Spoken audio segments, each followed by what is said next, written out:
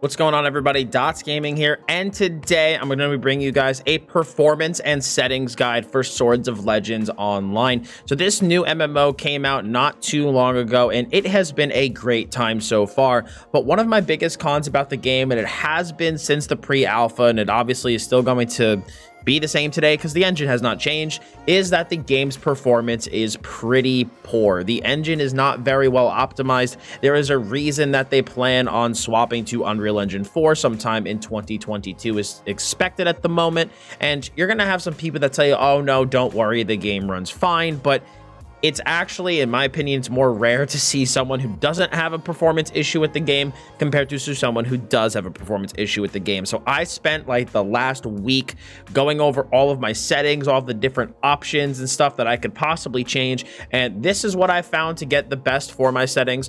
As you can see, just standing in the home base for the Spearmaster, I am chilling at around 80 FPS.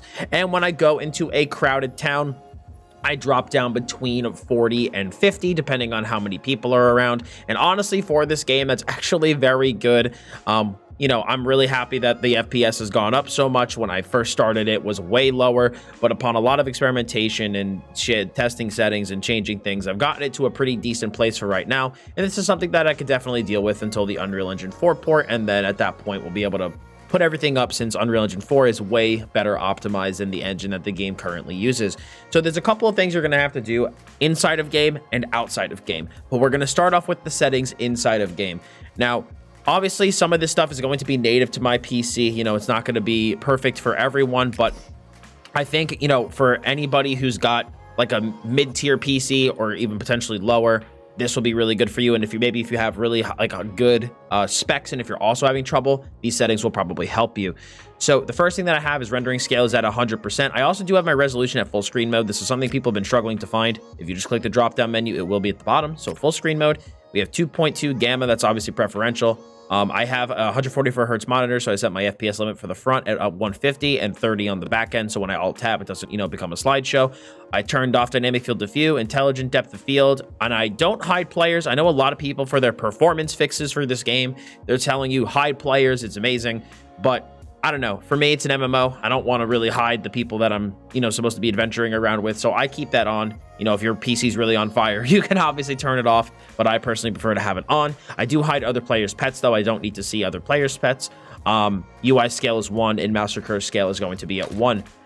We also have 4-hour picture settings. I haven't really done too much in the way of advanced settings. I've pretty much kept this relatively the same. However, I will scroll through this really quickly in case anybody is interested in what I am currently using. This is definitely subject to change, but what I wanted to focus on in this video, I did turn off camera shake. I know it's something that, might be a little obnoxious when you start playing, so I did turn that off. I also turned off double tap to dodge. That was really, really important to turn off. I just used shift to dodge. The big thing I wanted to cover in this video is basically like how to do like performance settings and stuff, because I know that's like one of the biggest issues. HP numbers on target bar, obviously very important. And that is pretty much everything I have. As far as I know, there's no way to turn off profanity filter, Chinese game, so I don't think they have that. But that's everything I have for my advanced settings. Sound effects, all I did in here was turn the master value down to 0.2, and language, I didn't change anything. So in terms of picture settings, this is where we're also going to get a lot of our configuration done. So basically, I tried to find a good balance between picture quality and between in-game performance. I also do stream the game, so I wanted to make sure that it looks good for my stream, but also has enough resources on my PC to run. So draw distance at 2, low is set to 1. Textures, we got texture quality at 2, texture filter at 2, and texture detail at 1.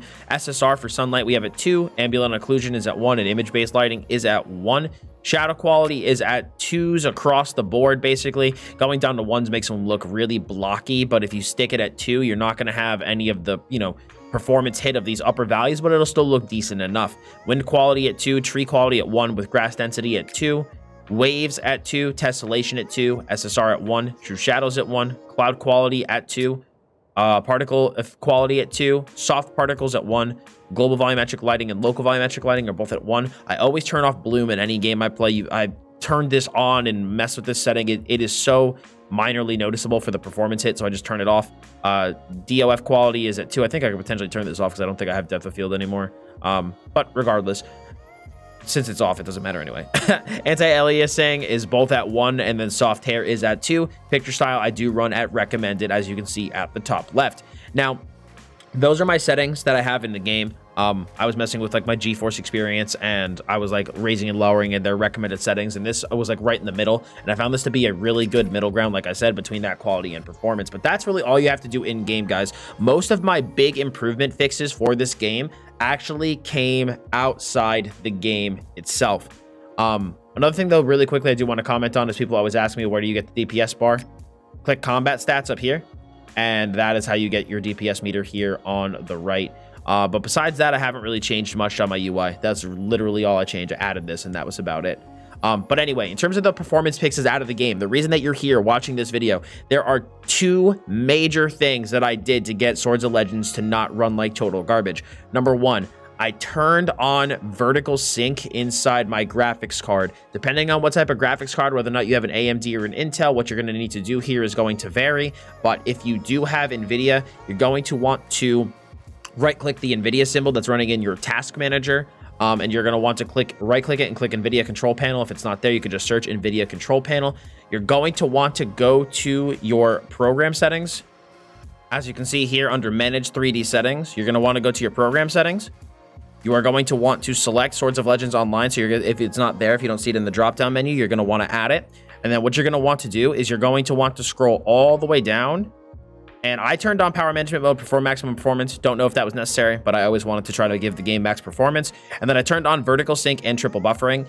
I noticed that when I was actually playing Swords of Legends Online, I noticed that I was actually having some FPS clamping on my side monitors. And for those of you who do not know, if you have with an NVIDIA graphics card in Windows 10, if you have different monitors with different refresh rates, it will clamp your primary monitor to your secondary monitor's refresh rate, or whatever is the higher one will be clamped to the lower refresh rate if there's a moving fixture on the lower refresh rate monitor. And I was noticing that my side monitors were being clamped whenever I was tabbed into Swords of Legends Online, and it was not being clamped when I was outside of the game, which led me to believe that it properly wasn't utilizing my monitor's refresh rate, or something was going on. And so by turning on vertical sync and triple buffering, that solved that problem completely.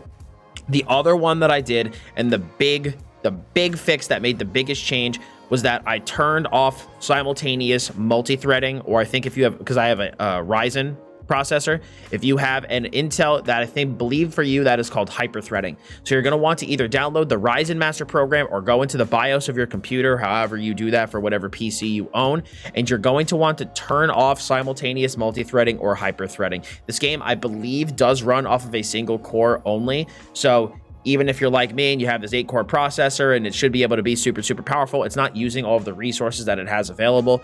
And so it's better to turn these things off and get the performance increase out of the single core, whether as opposed to having just multiple cores enabled through the tech with simultaneous multi-threading. Just keeping it simple for this video. But turn that off. That made a huge change for me. Again, do that at your own risk, of course. You know, once you start messing with some of your processor settings, you know, it's going to give you all kinds of warnings. But I'm telling you, like, for me, I noticed a good 10 plus FPS increase by simply turning that off. So definitely recommend, if you are having some performance issues in the game, turning that off will definitely make a huge difference. But guys, that's pretty much it. Those are the few things that I did. It took me a little bit to kind of figure out which stuff needed to be turned off and which stuff needed to be turned on, but this has been like the best middle ground I've been able to get between game appearance and overall performance. But the biggest things that made the difference were the simultaneous multi-threading being turned off in my Ryzen Master program, or going into my BIOS and turning it off. Again, if you have Intel and you're also having issues hyper-threading, turning off would be good. And then going into your, if you feel like your FPS is being clamped, go into your, like I said, either NVIDIA or AMD control panel, depending on your graphics card, and then turn on vertical sync and triple buffering, and that will solve a lot of your issues, because there is no way to turn on vertical sync native in the game.